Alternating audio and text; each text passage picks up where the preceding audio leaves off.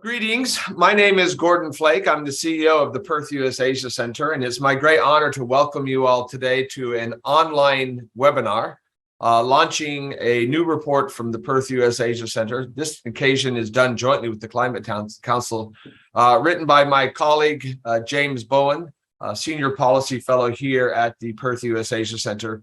And the report, I think most of you know, is Reenergising Indo-Pacific Relations, Australia's clean energy opportunity. We're going to hear a lot more about this report in just a minute.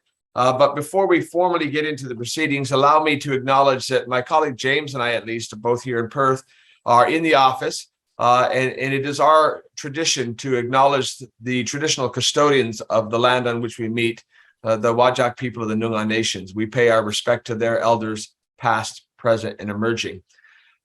Today is as you'll hear during the course of the next hour's conversation, in some respects a historic day in the United States, but a great opportunity for us to share with a broader audience a report which has been out for several weeks now that James has put together. Let me know, this is intended to be kind of a panel conversation. We're going to start out with an introduction to the report and some background from James himself. James has actually done quite a bit of work here at the Perth US Asia Center. You may know late last year he put out a remarkable report on hydrogen, a follow-on report on hydrogen with a deep dive in Korea, and the most recent report that we're discussing today. James is the first one of our fellows that has his own branding, so something I aspire to and haven't quite got to yet. And James, in just a minute, we really look forward to you setting the context of the report, the timing of its release, and some of the core conclusions. We're also joined by Wes Morgan, who's a researcher at the Climate Council. I understand joining us from northern New South Wales. Again, it was a great opportunity for us to partner in the publication of this report and in its release together with the Climate Council. And Wes is going to be able to give us a broader kind of regional context of how this report impacts Australia's relationships more broadly in the Indo-Pacific. And then we're particularly appreciative to be joined by Jane Nakano, who's with the Center for Strategic and International Studies in Washington, D.C. Jane is a senior fellow at the Energy Security and Climate Change program there at CSIS. Today, actually joining us from Maine. So we want to make sure that we have a diverse series of touch points for the conversation today. And again, as Jane is going to tell us in a minute, there has been some rather remarkable developments since the last 24 hours, which she has personally coordinated to coincide with this conference today. And just to punctuate it, we've got a raging thunderstorm here in Perth, and you might hear the thunder. Usually there's thunder when James releases a report, but again, well-timed both in Washington and here. So James, without further ado, let me turn it over to you to help get some context to the report itself, a brief overview, and to kick off our conversation. Congratulations. Thank you, Gordon, and thanks to everybody present today for tuning in. And I really want to thank Wes and Jane for both participating as well.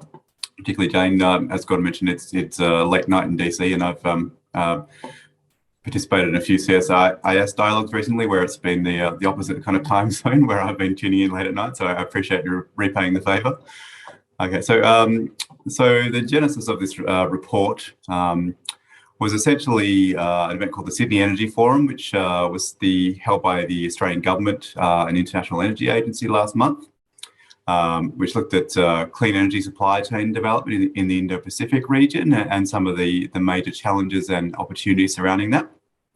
So we knew this event was coming up, Perth US Asia and the Climate Council, and we're aware of the broader context of why that event was occurring, which is some longer-standing drivers around regional cooperation on clean energy supply chain development, particularly in groups like the Quad, which Australia participates in with India, Japan, and the United States.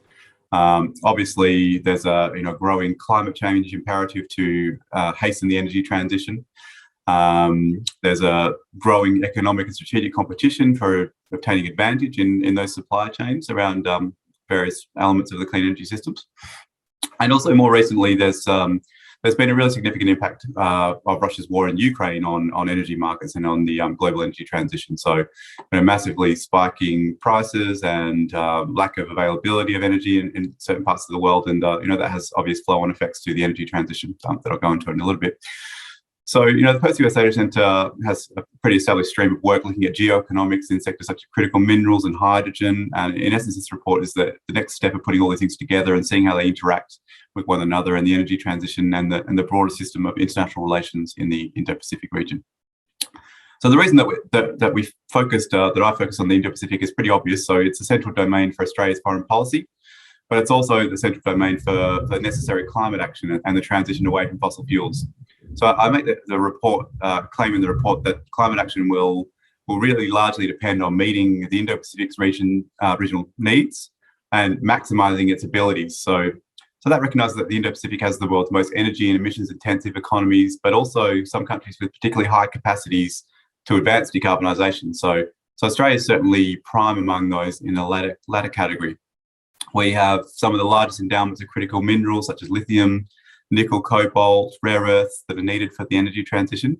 We've got capacity to grow our positions in value-adding processes for those key technologies that use those minerals, so batteries, EVs, other technologies.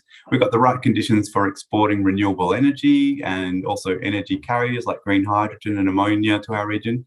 And we could also use a lot of these assets domestically to produce things like green steel and aluminium for export as well.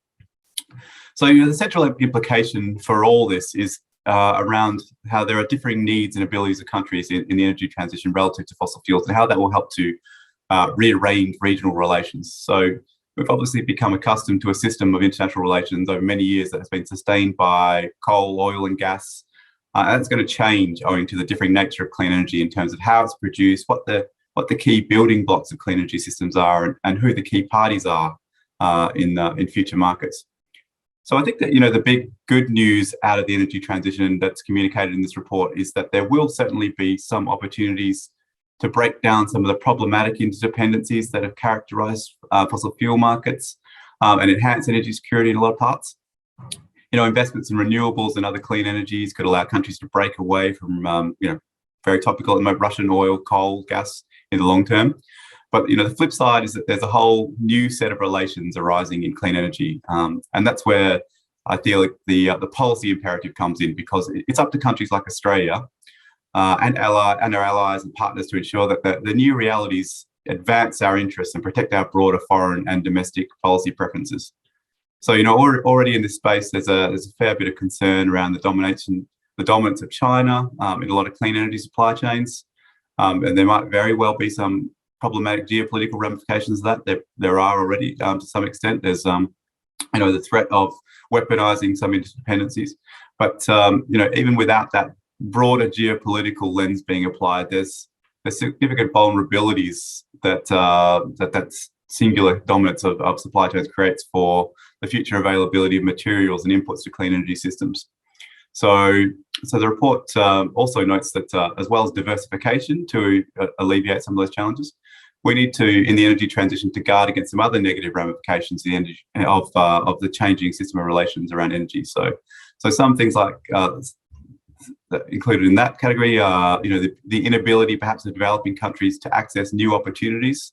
There are a lot of Indo-Pacific countries, for example, who are heavily dependent on fossil fuels and export revenue derived from fossil fuels. So helping them to transition is a key concern. There's also, some valid concern around the so-called resource curse, which entails lacking the institutional capacity to manage new opportunities. So countries that might have key clean energy abilities might struggle to actually manage the interest in developing those. So critical minerals is a pretty significant concern there. Countries that have significant critical minerals wealth, how do they manage that? How do they make the transition to the clean energy reality and thrive? So I make 5 policy recommendations in the report, but they're all around centralising the energy transition and climate concerns more broadly in foreign policy making. So for Australia, centrally, I think that we need to be looking to develop a more clean energy focused diplomacy program. Part of our a lot of our past engagement in the Indo-Pacific region in particular has been focused on fossil fuels. How do we make that challenge? How do we make that leap? How do we actually enhance the energy transition in the region? And I think diplomacy is key to that, making partnerships, forming partnerships with countries in the region. I think we should also be looking to multilateralize our interests as much as possible. So bringing in as many countries as possible to the energy transition, working with different governments in the region, because a lot of the natural complementarity that happens at the moment is really around connecting high capacity countries such as Australia with our existing trade and investment partners like Japan and Korea. But how do we work with other countries? But it's still critical, I think, that we initially will work with like-minded partners in groups such as the Quad to actually accelerate development. And I think we should also, another recommendation is basically to leverage the current current energy market chaos that is occurring to promote and realise the energy security and geopolitical benefits of clean energy. So renewables in particular are more widely available and cheaper in most cases in a lot of parts of the world now, and that's becoming more consolidated because of the energy market chaos we're seeing at the moment. So making that a real priority of our outreach, making that a real priority of our action in this space. And I think that we also need to recognise, finally, that the geopolitics of this are very complex. I said there's a lot of dominance of China in key supply chains, but the end priority needs to be maintaining the pace of the energy transition, responding to climate change.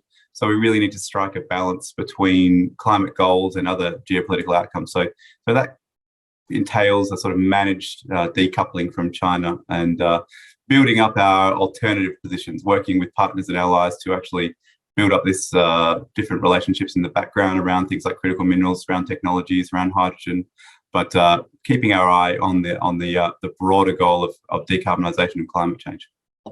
Thank you very much. Well, thank you, James. And again, congratulations on the timing of the report. When we get to the question and answer period, I'd like to get your feedback on the outcome of the Sydney Energy Forum, mainly because the timing of this was good to get it in the hands of the participants in advance, but I'm curious as to what came about. Wes, the final points that Jay made, particularly the last of his recommendations, kind of a broader, foreign policy strategy for climate change, I think really tailors well with your own expertise at the Climate Council. I'd kind of like to get your reaction to the report, and more importantly, its implications for Australia's broader kind of Indo-Pacific foreign policy strategy. Yes, thank you. And, first, I just want to say that we at the Climate Council are delighted to be working with the Perth US Asia Centre on this report, and particularly with James. This is, in a warming world, climate policy is foreign policy. And, the sooner that we understand that climate change presents threats to all nations, working together is key to tackling climate change and to managing the energy transition. It's going to reshape foreign policy and international relations in ways that I think many of us are only just getting our head around. And I think Perth US Asia, through this report, doing pioneering work to help Australia get its head around Australia's interests in the Indo-Pacific as the region responds to both the threats of climate change and the opportunities of the clean energy transition. So I just wanted to speak quite broadly, remind ourselves that climate change is a threat, the likes of which we haven't seen before. It's in some ways an existential threat if we as a international society of states don't rise to the challenge. And particularly for countries in the Indo-Pacific who are uniquely vulnerable to impacts like changing rainfall patterns, catastrophic flooding, droughts, coastal inundation, reef coral bleaching. There's a whole range of impacts that will then drive further social impacts that will, if we don't meet those threats through climate action and a rapid energy transition, then we will see cataclysmic impacts. The good news, though, is that the world is getting its act together. And a key moment was the 2015 Paris Agreement, which set a framework for countries to set targets to cut emissions and then to increase those targets over time or to be more ambitious over time. And in recent years, we've seen more than 100 countries representing 80% of the global economy, more than 80%, have committed to net zero emissions. So this is really a global mega trend that in the next few decades, we will see a shift towards a net zero emissions global economy. And in the Indo-Pacific region, that means we will see an energy transition, the likes of which we really haven't seen since the Industrial Revolution itself. And you know, there is reason for hope there that last year, for example, at the Glasgow Climate Summit, countries reaffirmed their commitment to the Paris Agreement. Most developed countries and major economies brought new 2030 targets to cut emissions. The bad news is that we're not where we need to be. So the Intergovernmental Panel on Climate Change says that we need a global halving of emissions this decade if we are to have a reasonable chance of keeping the Paris Agreement temperature goals within reach. And that is a tough ask. So we need to see globally a cut in emissions in half. And we're nowhere near that at this stage. I wanted to make a couple of key points about Australia in this energy transition that is gathering apace in the Indo-Pacific, because Australia's foreign policy, you know, Australia's national interests are tied to climate action in numerous ways, but I wanted to highlight two. So one, that Australia's economic interests are actually tied to a successful energy transition and rapid energy transition in the Indo-Pacific, and Australia's strategic interests are tied to climate action as well. So I'll deal with the first. Australia is a major exporter of coal and gas to growing economies in Asia, across the Indo-Pacific. However, this global shift towards net zero is fundamentally reshaping Australia's economic prospects. So key destination markets for fossil fuel exports have committed to achieving net zero emissions economies. You know, Japan, South Korea, and China, which are together the majority of our fossil fuel exports, all three are committed to net zero emissions around mid-century. And effectively, that puts a timeline or a use-by date on Australia's fossil fuel industries. So the transition is inevitable, and it is something that Australian governments will need to manage. Thankfully, Australia really is a lucky country, because Australia has the resources that growing economies in the Indo-Pacific will need in the clean energy future as well. So Australia is the windiest and sunniest inhabited continent on the planet. We have enviable reserves of critical minerals that are going to be crucially important for clean energy technologies. So Australia in future will continue to be a major energy exporter to countries across the region. But instead of wanting coal and gas, countries will want clean energy solutions. So they'll want things like hydrogen, things like clean metals, things like the critical minerals that are inputs to their clean energy technologies. So Australia's, you know, I myself haven't done this analysis, but I've seen a lot of analysis about the potential economic benefits for Australia as a clean energy exporter. And it's worth noting that the new Australian Prime Minister, on winning the recent federal election, he said he wants to transition Australia to be a clean energy superpower. And Beyond Zero Emissions has done the calculus that we could potentially have clean energy exports worth 3 times the value of current fossil fuel exports. So the transition is inevitable. The opportunities are immense. Australia needs to respond to that. And that I wanted to speak briefly about that other point about climate action, or a rapid energy transition, is also in Australia's strategic interest in an increasingly dynamic and contested Indo-Pacific region. And there's nowhere that this is more the case than Australia's relations with Pacific Island countries. So Australia has had a deep strategic interest in Pacific Island countries since at least the 19th century. It has been a core concern of security planners in Canberra that we maintain good relations in the Pacific and that we don't see a major power with interests hostile to our own establish a presence in the Pacific. And in the present day, what really keeps security planners in Canberra awake at night is the idea that China would establish a naval base in the Pacific Islands. So that's only to say that the Pacific is strategically very important to Australia. And Pacific Island countries, for their part, have told Australia and the world for decades that climate change is their key security threat. And so if Australia is to remain the security partner of choice for Pacific Island countries, Australia needs to show them that it is leading on this energy transition that we need to see happen.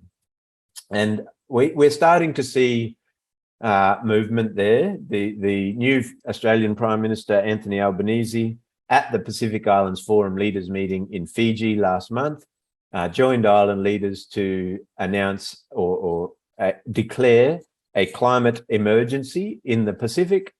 And he also said that he hopes to co-host a UN climate summit with Pacific Island countries in Australia in 2 years' time.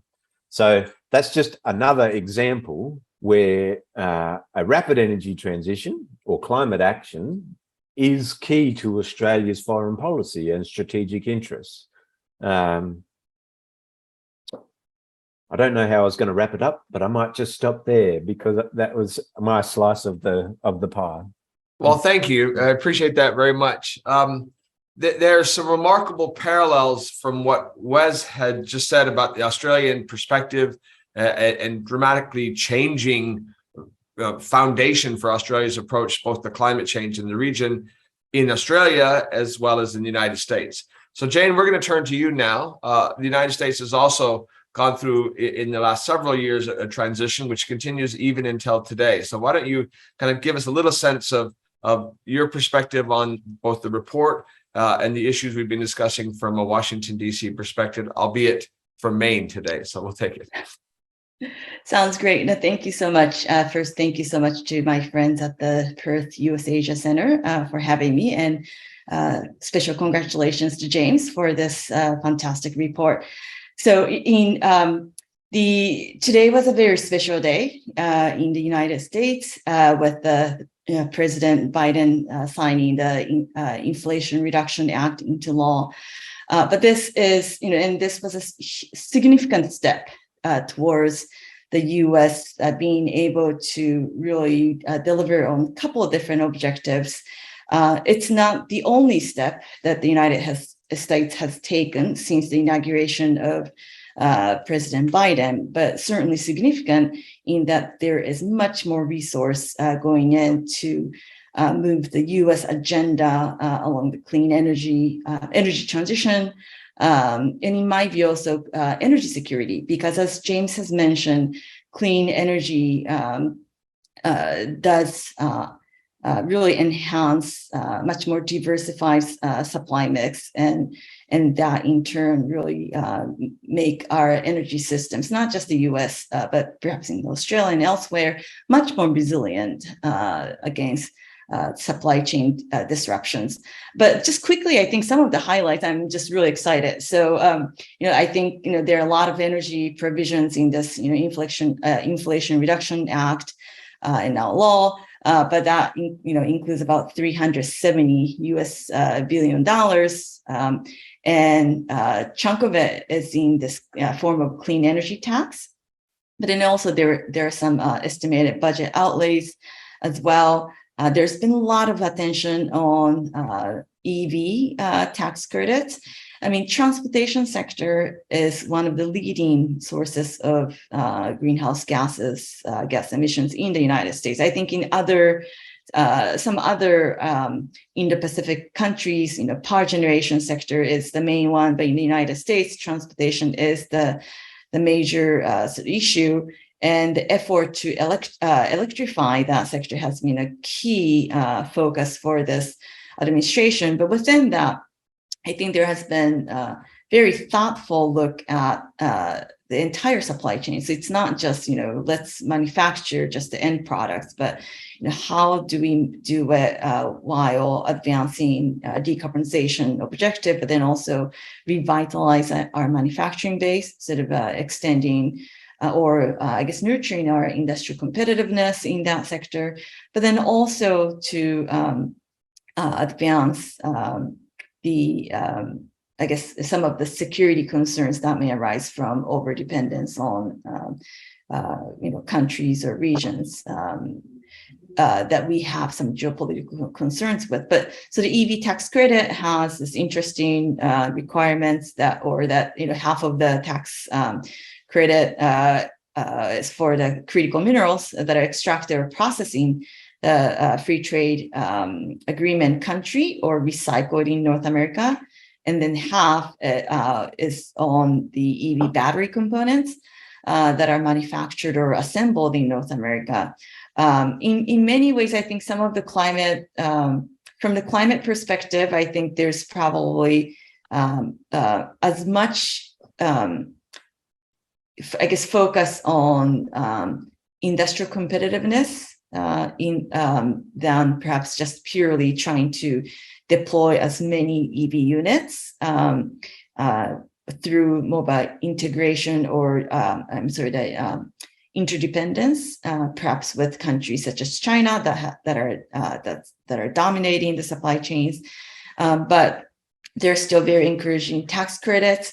Also, hydrogen is an interesting and important piece in this IRA.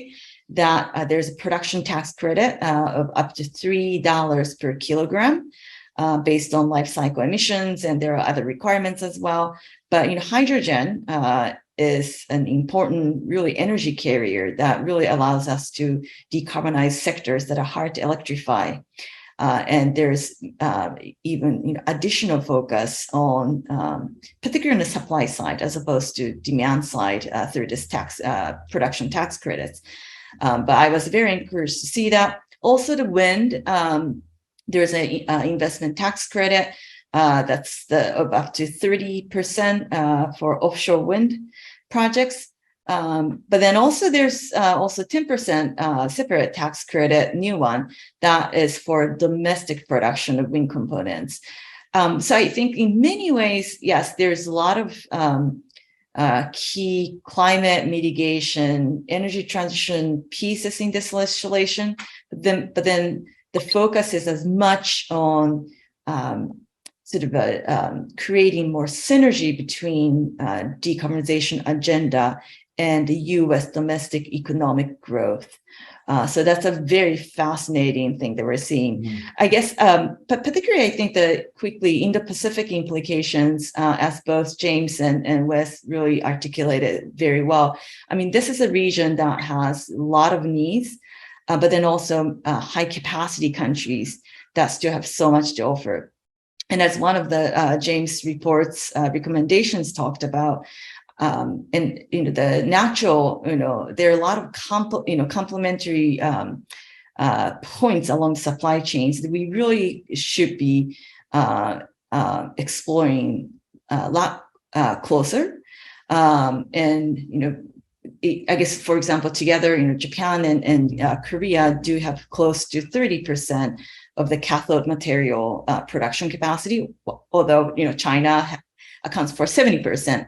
But these are the key countries that both Australia and US could be working a lot more closely to help diversify the supply chains, not just for decarbonization purpose, but really for I guess stable regional and more of a regional prosperity and stability through the more economic development, but then also less, I think, more diversified and less geopolitically, more geopolitically resilient supply chains. So let me stop there. Thank you, Jane. I appreciate it. I told James this morning, I noticed on my drive-in this morning, a tweet from the Prime Minister of Fiji, Frank Bainimarama, and it's quite remarkable. He said, if I just read it out, just because it's relevant to what you were just saying, what happened today in Washington, D.C., he says, President Joe Biden's new climate law is the USA's most important show of solidarity to the Pacific since its re-entry into the Paris Agreement, right? And so that framing of this as solidarity with the Pacific is quite remarkable. Because again, one thing I really appreciate about your report, James, is you framed this really as, how do we use climate change as something to drive broader and better relations within the Indo-Pacific more broadly. So let me come back to James first, and I'll welcome Jane and Wes's comments on this as well. But you produced this report in advance of the Sydney Energy Forum, and it was focusing on Australia's energy opportunity. So the question I guess would have is, did Australia take advantage of the opportunity? Were there things that you saw at the Sydney Energy Forum that suggested both a recognition of the opportunity in ways that we likely are to leverage this opportunity to strengthen our ties in the Indo-Pacific? So we'll start with you on that one, James. Thanks, Gordon. So I think that the Sydney Energy Forum was really important just from a symbolic perspective, in the sense that, it started actually under the previous government. The machinations for actually hosting this thing started under the previous government, which was actually, we have to be honest, was noticeably less climate focused than the current government, less committed to actually decarbonisation, working on building up that side of Australia's economy. But even that government was unable to actually, fight back the tide of some sense of what was happening in the region and Australia's part of the energy transition. So we had these natural strengths that I mentioned earlier, that countries were coming to us, and industry was coming to Australian industry saying, we want you to develop your strengths in critical minerals and technologies in hydrogen. So, in the hydrogen space, Japan and Korea have for very many years been begging, in some senses, Australia to develop a production base, a supply base, an export base. So, just the fact that, the Australian government was actually compelled to host this really landmark event was really symbolically important. It was a product initially of cooperation amongst the Quad countries. So Jane also mentioned there, and I've mentioned in the report, there are really high complementarities between the Quad countries. So Japan, Japan, India, the US, and Australia. Australia, as we have traditionally, will probably be a key exporter, a key provider of clean energy inputs to other countries, rather than an importer, rather than a consumer so much. But those complementarities exist, and I think that the forum did enhance those relationships. So there was one concrete outcome, well, a few concrete outcomes, but one was Australia signed up to this critical minerals partnership with the US and with a few Asian countries and some European countries around critical minerals supply chain security. So that was one sort of key output. I was really impressed by the language as well. I think that Chris Bowen, our energy minister, and Secretary Granholm, the US Energy Secretary, made some really strong remarks around the national security and geopolitical security implications of the clean energy transition, which seemed to be really reading from my hymn sheet that I had put out in the report at the same time, that making the case that this is a national security, this is a geopolitical issue. That I think Secretary Granholm even made this impressive line about clean energy can be the greatest peace plan of all time. And Mr. Bowen made some claims around, no country can weaponize the sun or the wind. So, I think that the energy transition, as I mentioned, is going to be beneficial in terms of energy security and geopolitically. But I'm a little bit skeptical as well around being too utopian. Like as I've mentioned in the report, and as I mentioned earlier, there are a whole new set of interactions that we're going to need to develop, and we need to ensure that our preferences, our national preferences, are advanced through new relationships. So I think that something like the Sydney Energy Forum is really just the beginning of that process. We need to see more developments. We need to see the Quad build up its presence in this area. I'd like to see Australia already has some bilateral partnerships around low emissions technology that was started under the previous government. I want to see those advanced. I think that we can form more of those. We can, as I said, multilateralize this issue as well to really ensure that we are responding to the broader Indo-Pacific's energy needs. I just unmute at the moment, Gordon. Wes, I'm going to come to you last, but I want to go to Jane first. Because I know that Wes was following the Sydney Energy Forum very closely. Curious as to how much it registered in Washington, D.C. Any kind of U.S. perspectives on the effort there, particularly since we did have Secretary Granholm and others down here. A U.S. perspective on the Sydney Energy Forum, please. Sure. Certainly from my perspective, I was really, I found it to be a very important event, one of the first clean energy focused since the Russian invasion of Ukraine, that really underscored the complexity of energy transition underway. And with, all the really leading thought leaders, obviously, important cabinet members and such, but then also, a lot of minds that have been spending a lot of time looking at the set of questions, it's not just about just the technology piece or market piece or just the public policy piece, but spoke at this, about this energy transition challenge, but in opportunities, in a very comprehensive manner.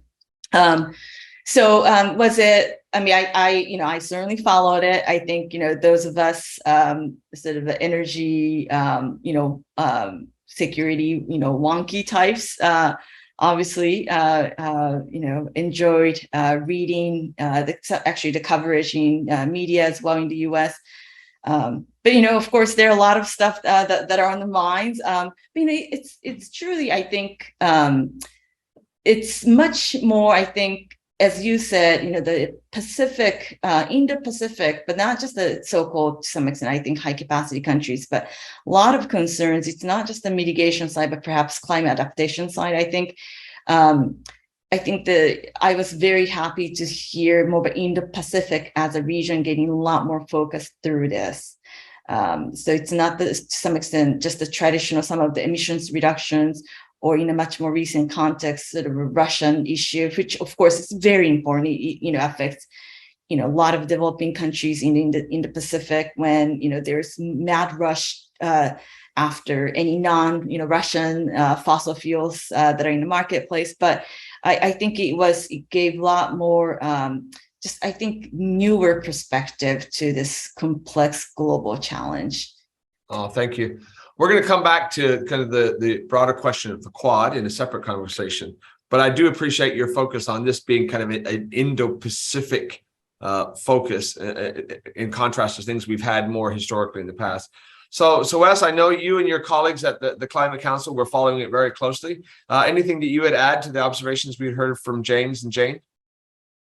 Well, maybe a couple of things. I think that the Sydney Energy Forum, it really was in response to the interest from the White House in particular, from the US in particular. Morrison announced what became Morrison, the previous Australian Prime Minister, announced what became the Sydney Energy Forum in Washington at a Quad meeting. And I think it was to show those other countries, the US, Japan, India, that Australia is serious about participation, coordination of the energy transition in the region. And, as James alluded to, that was something of a response to pressure from Washington, but it shows that, this is important for Australia. And it's really the beginning of a conversation. That's why this report from the Perth US Asia Centre is really important, I think, because, and that Sydney Energy Forum was explicitly said that it was going to be the beginning of an ongoing conversation. They're going to the G20, which will be in Indonesia later this year, and where the energy transition is one of the key agenda items. And I understand Japan and the US is actually looking at supporting Indonesia with their energy transition away from coal-fired power. And I think, this report with its proposals for a clean energy diplomacy program. I think that that's really important, and will continue the work that was begun by the conversations at the Sydney Energy Forum. And maybe just one last thing is that I did follow it closely, but I was also in Fiji at the time. I was there for the Pacific Islands Forum, and Prime Minister Albanese was here in Sydney, and then he was in Suva in Fiji a day later.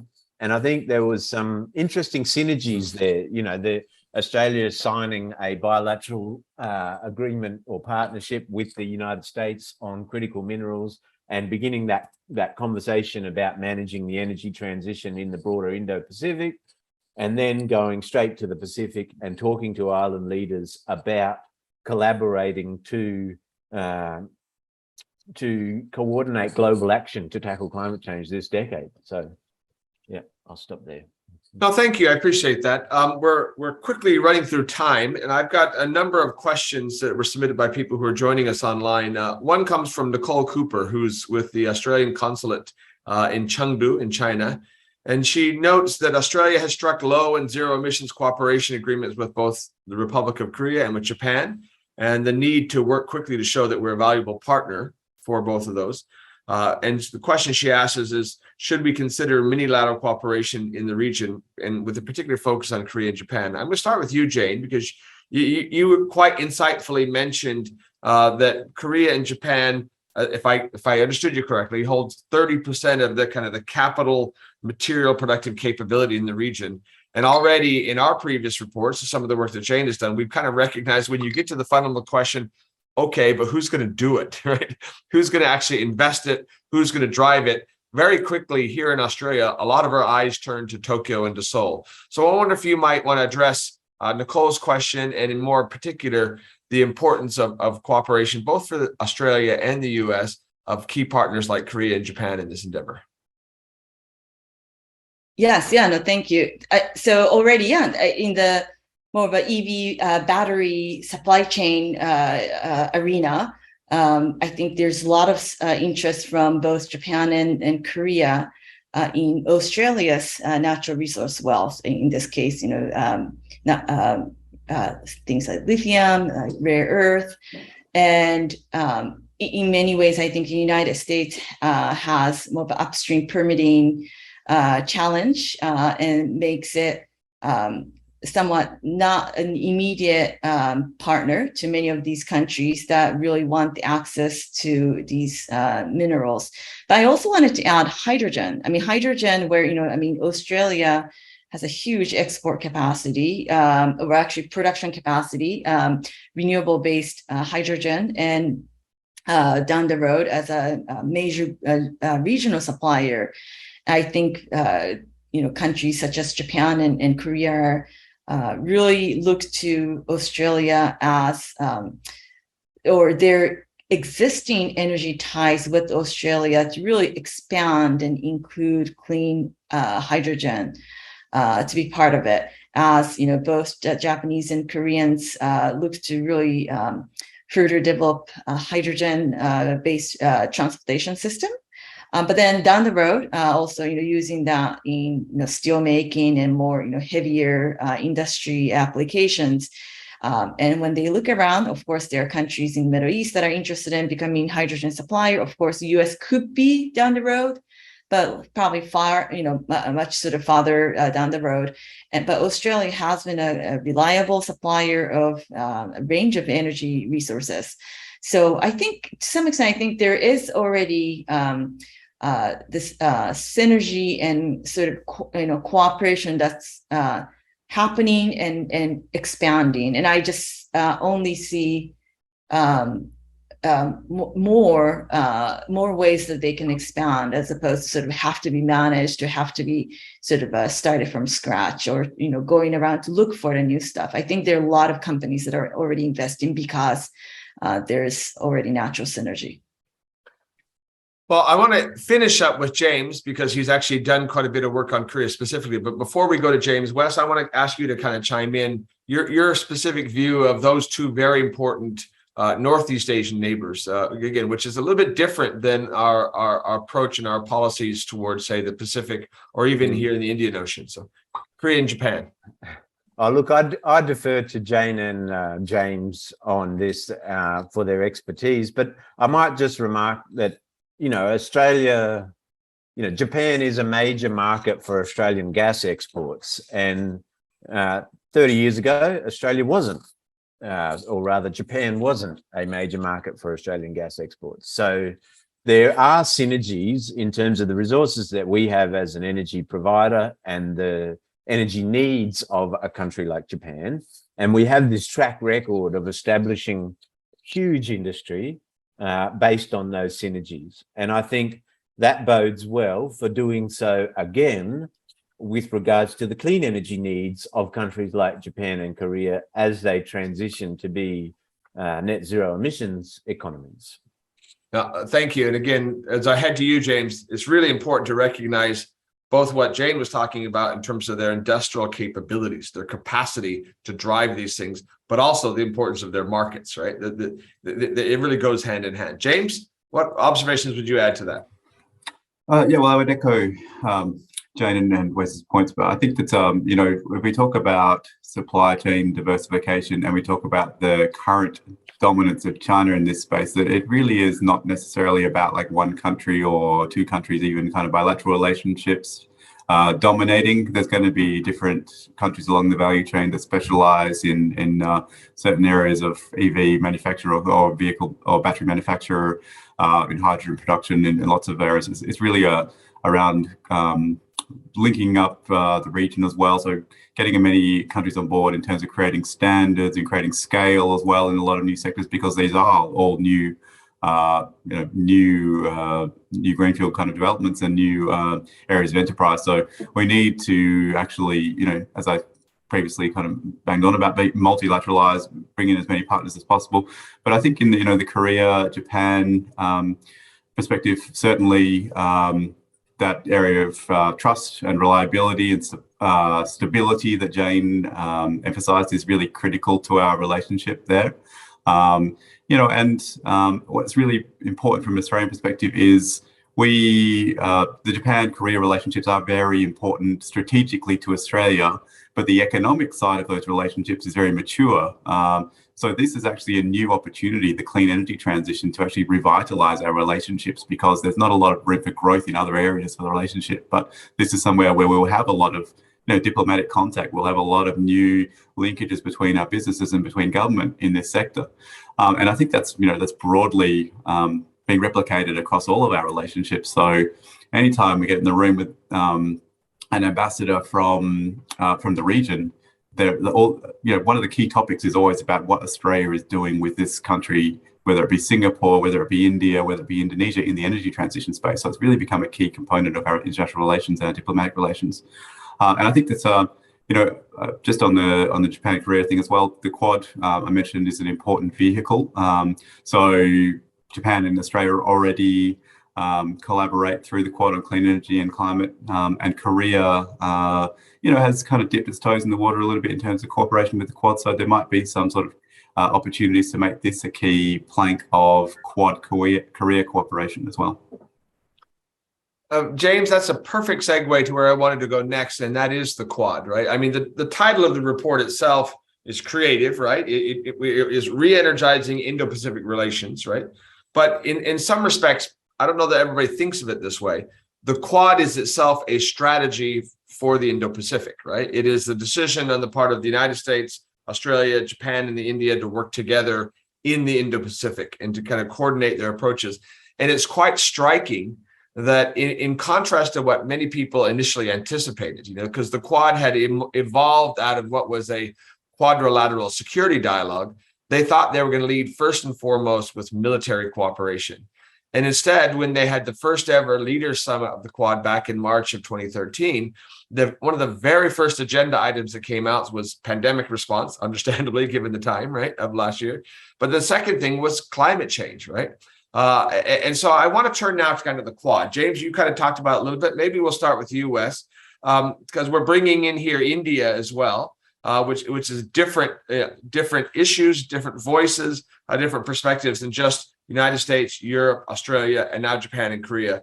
Can you give us your sense for the Quad's efforts to date on climate change, particularly since it is itself an Indo-Pacific strategy?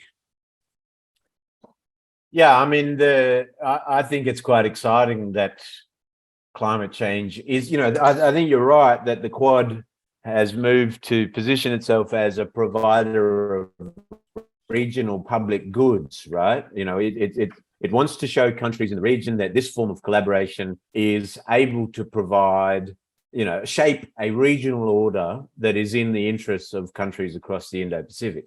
And we're in a warming world. And so, for a key public good is countries collaborating to tackle climate change and manage the energy transition. And, so I think it's very exciting that climate change is at the core of the Quad agenda. There is a climate change working group. I confess that at the moment, I would say how would I phrase it? I don't think they have done as much as they could. And I think, it would be good to see more substantive cooperation through the climate change working group of the Quad. Some of the things that have been announced sound really fascinating, collaborating on decarbonizing shipping in the region, for example. But at the moment, I think it's kind of chipping away at the edges. But I do think that this new bill from the US is really exciting because, a key part of the bill, the way I see it is, the US Senate never passed a major climate legislation until now. And what it says is that the US is finally getting serious, not just about tackling climate change, but about repositioning for the clean energy economy of tomorrow, right? For competing with other powers, including China, who already has a lead as a clean energy power. And as the US gets serious about that, I think the Quad will increasingly be, and there's complementarity with countries like India. India is a major producer of solar, for example, at cost. And I think the countries in the Quad bringing their different advantages together can, as James puts it, multilateralize this cooperation. I might just stop there. Sorry. No, I appreciate that. Look, I think most of those who are watching this webinar online will recall that after the last Australian federal election, literally the first full day in office for our new Prime Minister, Anthony Albanese, was a trip to Tokyo to participate in the Quad Leader Summit. And it marked also a remarkable change in Australia's approach to climate change, right? Given that agenda. So Australia was a little bit more free-throated in its support for the Quad climate agenda. And Jane, I'm going to turn to you next. My guess is, given what Wes has just said, the United States now finds itself in a position where it's doing a little bit more than cheerleading. There's a little bit more action behind it too. So would you give us a sense for kind of how you view the Quad's action on climate change in particular? Yes.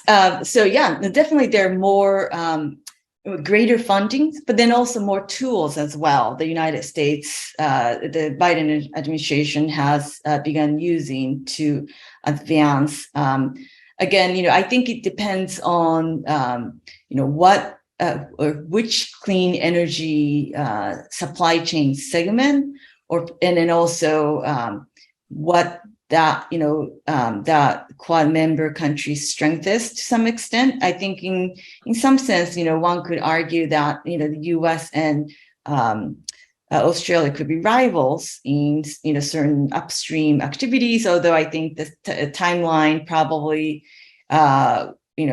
is quite different. That I think it's more complementary than otherwise, but.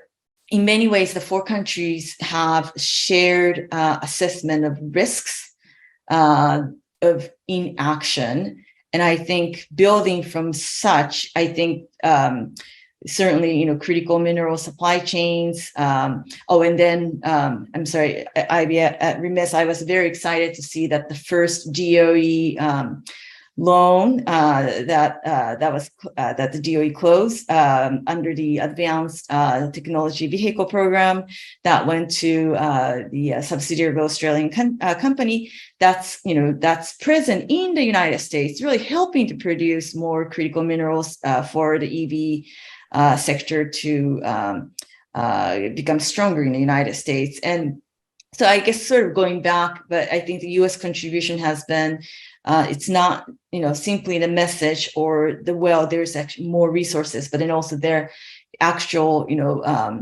I think cases where we're starting to see that could be funded or could be, that the government can really green light for, taxpayers' monies to be spent.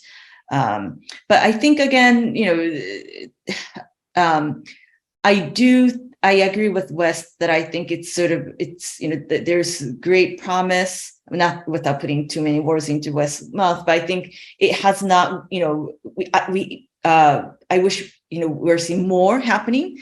But I think we're probably in the early stage. I think the pandemic was a bit of a distraction, although I think in a way it helped us realize that supply chain disruptions could really happen, not just from some political decision or geopolitical incidents, but then also from things like pandemic or any other issues that are really outside the norm, sort of black swan, if you will.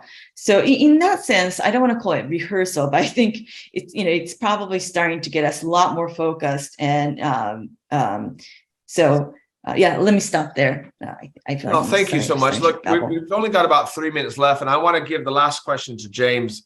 Zach Donner, who's a student here at EWA, is online, and he raised even before the event the question of critical materials, rare earths, and supply chains with rare earths, and particularly concerns of the concentration of that in China. And the question really is, does Australia have a reliable enough source? And I would note, for those of you who are Lego fans, James has some wonderful graphics in this report, including a table on building blocks of clean energy partnerships, including number one, critical materials, right?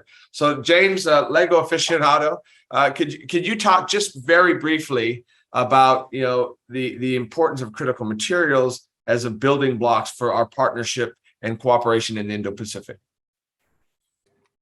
Yeah, I think it's really interesting when people talk about Australia as a clean energy superpower. A lot of focus seems to be on exporting hydrogen or renewable electricity in some context, but I think the critical minerals side of things is equally or perhaps more important, and it doesn't really kind of get the actual prominence it deserves, perhaps because it's incredibly complex, and to actually, for Australia to derive a lot of the value from our resource endowment, we will need to actually move further along the value chain. We will need to actually kind of have a stronger presence in processing and in manufacturing rather than just kind of extraction. I think that that actual question around resource availability, does Australia have enough? I think there's been a lot of fear in the last few years around the fact that there's we might not have the mineral capacity to actually realize the pace of the energy transition that might otherwise occur based on demand. But most analyses I've seen, it's not really a geological endowment question. It's more about investment. It's more about facilitating investment in a timely manner, and that just hasn't happened.